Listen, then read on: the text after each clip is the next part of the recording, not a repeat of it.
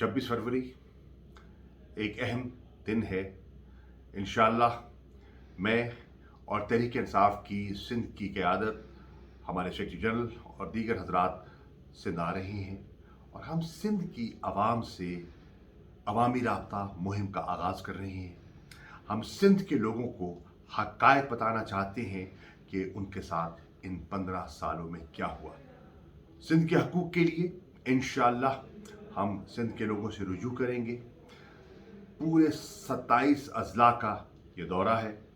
26 तारीख को इसका आगाज़ होगा और 6 मार्च को इसका इख्तिताम होगा।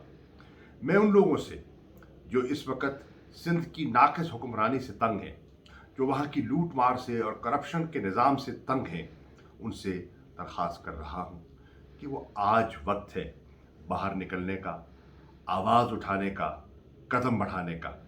आइए मिलके सिंध में तब्दीली का आगाज़ करें।